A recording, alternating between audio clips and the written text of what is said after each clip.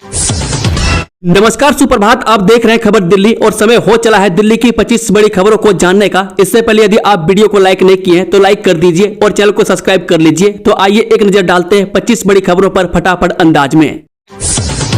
आज की बड़ी खबर, 400 इलेक्ट्रिक बसों को दिल्ली की सड़कों पर उतारा। क्या है रेखा सरकार की देवी बस योजना, जाने खासियत। दिल्ली सरकार ने बसों की कमी से परेशान बस यात्रियों को आज बड़ी राहत दी है। मुख्यमंत्री रेखा गुप्ता ने सेवा नगर से 400 बसों को हरी झंडी दिखाकर दिल्ली की सड़कों पर उतारा है। 9 मीटर की इन छोटी बसों को दिल्ली इलेक्ट्रिक व्हीकल इंटरकनेक्ट नाम दिया गया। इन बसों को लास्ट माइल कनेक्टिविटी को ध्यान में रखते हुए उन कॉलोनियों में चलाया जाएगा जहां पर पहले कोई कनेक्टिविटी नहीं थी। इससे लोगों को मेट्रो स्टेशन तक पहुंचने में सुविधा मिलेगी। दिल्ली में तेज आंधी और बारिश से मची तबाही, एक ही परिवार के 4 सदस्यों की मौत। सीएम रेखा गुप्ता ने व्यक्त की संवेदनाएं। दिल्ली में तेज आंधी तूफान और बारिश के चलते शुक्रवार को बड़ा हादसा हो गया। दरअसल तेज हवाओं के कारण द्वारका के खरखरी नहर गांव में खेत में बने ट्यूबवेल के कमरे पर पेड़ गिरने से 4 लोगों की मौत हो गई और एक व्यक्ति घायल हो गया। मृतकों की पहचान 26 वर्षीय ज्योति और उसके 3 बच्चों के रूप में हुई है। दिल्ली पुलिस की तरफ से बताया गया कि उसके पति अजय को मामूली चोटें आई है। इसके अलावा नॉर्थ दिल्ली जिले के सब्जी मंडी इलाके में मकान पर बिजली गिरने से आग लगने की सूचना है। दिल्ली में हेल्थ सिस्टम होने जा रहा डिजिटल। अब आपके मोबाइल पर मिलेगी डॉक्टर, मेडिसिन और इलाज की पूरी जानकारी। दिल्ली के स्वास्थ्य मंत्री डॉक्टर पंकज कुमार सिंह ने national informatics centre for development of advance computing यानी कि सीडेक और स्वास्थ्य विभाग के वरिष्ठ अधिकारियों के साथ एक विस्तृत समीक्षा बैठक की। बैठक में हेल्थ मैनेजमेंट इंफॉर्मेशन सिस्टम तथा इससे जुड़ी डिजिटल हेल्थ इंफ्रास्ट्रक्चर के कार्यान्वयन पर गहन चर्चा की गई। इस सरकार से खपा ट्रेड यूनियन ने 20 मई को देशव्यापी हड़ताल का किया ऐलान, जानिए वजह। दुनिया भर में हर साल 1 मई को मजदूर दिवस मनाया जाता है। इसकी शुरुआत अमेरिका के शिकागो शहर से हुई, जहां 1986 को मजदूर ने अपने अधिकारों के लिए आवाज उठाते हुए आंदोलन किया। इसमें मजदूरों की मुख्य मांग कम घंटों को 15 से घटाकर 8 घंटे किया जाए। 3 साल के कड़े आंदोलन के बाद मजदूरों की जीत हुई और 1989 में अंतर्राष्ट्रीय समाजवादी सम्मेलन की बैठक हुई। इसमें तय किया गया कि हर मजदूर प्रतिदिन 8 घंटे ही काम लिया जाएगा। देश भर की ट्रेड यूनियन मई दिवस को शहादत के तौर पर याद करते हैं। ट्रेड यूनियनों का मानना है कि आज भी मजदूरों को उनका पूरा अधिकार नहीं मिल पा रहा है। देश भर की ट्रेड यूनियनों ने भाजपा सरकार द्वारा लाए गए नए लेबर कोड्स का तीखा विरोध किया। यूनियनों का कहना है कि नए लेबर कोड के आने से मजदूरों के लगभग सभी अधिकारों को छीन लिया जाएगा।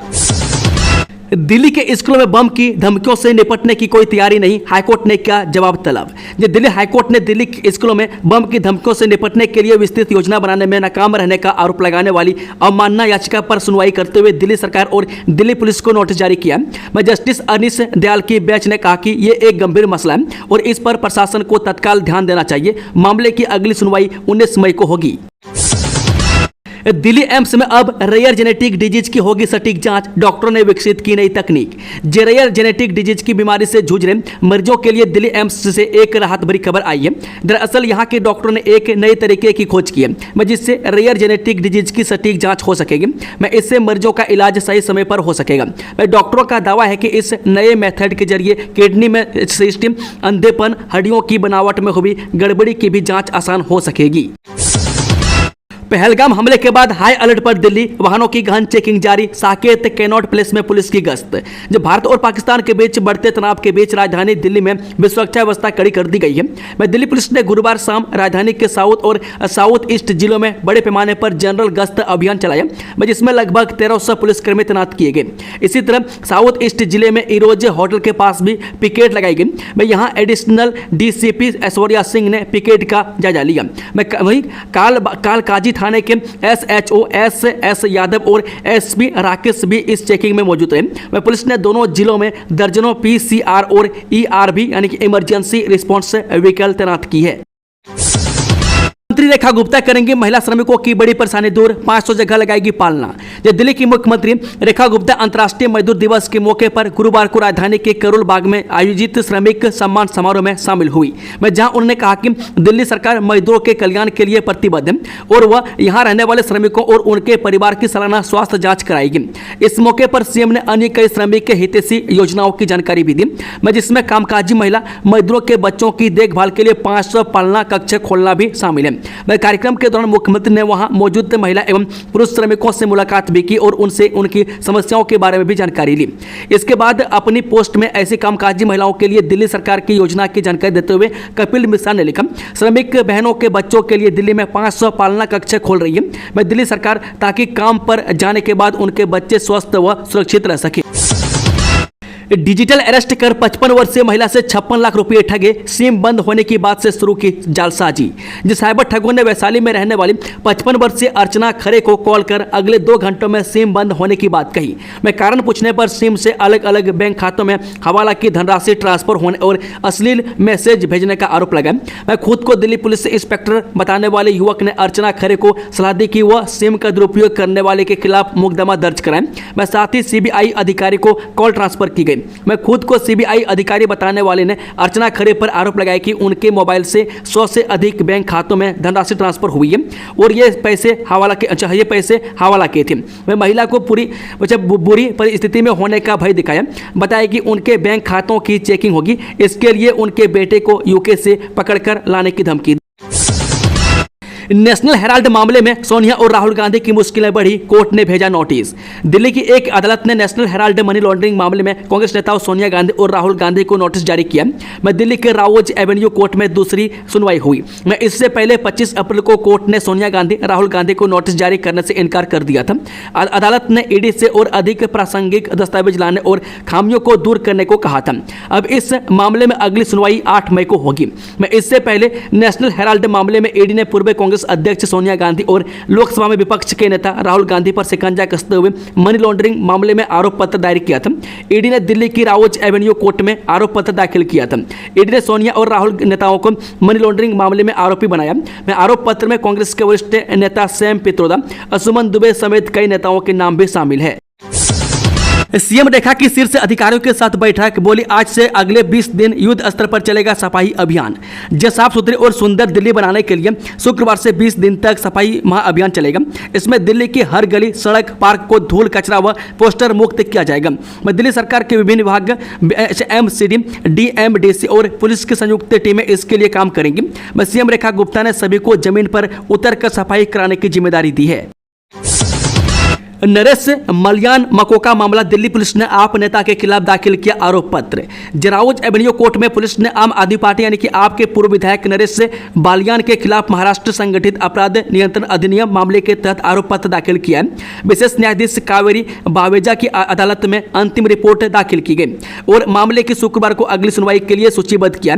मैं आरोप पत्र 4 आरोपियों साहिल उर्फ पोली, विजय उर्फ कालू, ज्योति प्रकाश उर्फ बाबा और बलियान के खिलाफ दायर किया गया था। मोदीपुरम तक चली नमो भारत रैपिड ट्रेन, शुरू हुआ ट्रायल, लोगों में देखा उत्साह, वीडियो बनाकर की शेयर।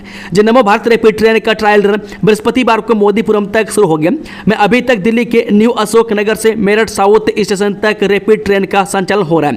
मैं पिछले 2 महीने से मेरठ साउथ से शताब्दी नगर स्टेशन तक ट्रेन का ट्रायल रन चल रहा था।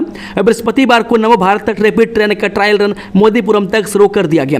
मैं पहली बार नमो Bharat train Begumpul underground station से होते हुए रुड़की रोड से जाकर मोदीपुरम पहुंची। मैं मोदीपुरम में लोगों में नव भारत ट्रेन को देखकर जबरदस्त उत्साह और रोमांच दिखा। मैं ट्रेन के वीडियो बनाकर सोशल मीडिया पर भी साझा की। राजधानी मामला, माफी मांगने और लक्ष्मीपुरी को मुआवजा देने का आदेश से वापस लेने की मांग वाली साकेत गोखले की याचिका खारिज। दिल्ली हाईकोर्ट ने अपमानजनक ट्वीट्स के मामले में संयुक्त राष्ट्र की पूर्व सहायक महासचिव लक्ष्मीपुरी के खिलाफ किए गए ट्वीट्स के मामले में तृणमूल कांग्रेस के सांसद साकेत गोखले पर लगाए गए 50 लाख रुपए के जुर्माने और सोशल मीडिया पर माफी मांगने के आदेश को वापस लेने की अर्जी खारिज कर दिया। मैं जस्टिस पुरुषेंद्र कौरव ने आज यह फैसला सुनाया। मैं कोर्ट ने कहा कि साकेत गोखले को जुर्माने का 50 लाख रुपये भरना होगा। इसके पहले हाईकोर्ट ने 24 अप्रैल को साकेत गोखले पर लगाए गए 50 लाख रुपए के जुर्माने की रकम उनकी सैलरी से वसूलने का आदेश दिया है। कोर्ट ने कहा था कि साकेत गोखले की सांसद के रूप में मिल रही सैलरी से हर महीने 1,90,000 रुपये कोर्ट में तब तक जमा होंगे जब तक 50 लाख रुपये वसूल नहीं लिए जाते। AI से होगी यमुना नदी की सफाई, दिल्ली के सरकारी स्कूल बनेंगे प्राइवेट स्कूलों से बेहतर, धर्मेंद्र प्रधान। केंद्रीय शिक्षा मंत्री धर्मेंद्र प्रधान ने शुक्रवार को दिल्ली में 400 इलेक्ट्रिक बसों के उद्घाटन कार्यक्रम में कहा कि सरकार दिल्ली को प्रदूषण मुक्त, स्वच्छ व तकनीक सक्षम शहर बनाने के लिए ठोस कदम उठा रही है।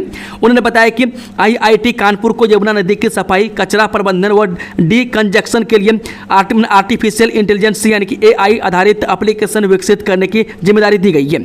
धर्मेंद्र प्रधान ने कहा कि देश के प्रमुख शिक्षण संस्थानों को यह जिम्मेदारी दी गई है कि वे टेक्नोलॉजी के माध्यम से नागरिक जीवन को सरल व सुगम बनाने की दिशा में काम करें। इसी दिशा में IIT कानपुर AI तकनीक का इस्तेमाल कर एक ऐसा समाधान विकसित कर रहा है मैं जो दिल्ली जैसे शहर में जल भराव, कचरा निस्तारण और ट्रैफिक जाम जैसी समस्याओं का तकनीकी हल देंगे। उन्होंने कहा कि मैं दिल्ली सरकार के अधिकारियों को सुझाव दूंगा कि वह IIT कानपुर से संपर्क करें। मैं खुद IIT कानपुर को दिल्ली शासन के पास भेजूंगा मैं जिससे यह तकनीक जल्द धरातल पर उतर सके। यमुना की सफाई सिर्फ प्रतिबद्धता नहीं बल्कि हमारी जिम्मेदारी है। दोस्तों, खबरों का सिलसिला समाप्त होता है। अगर जानकारी पसंद आई हो तो वीडियो को लाइक, शेयर, चैनल को सब्सक्राइब जरूर कर लें।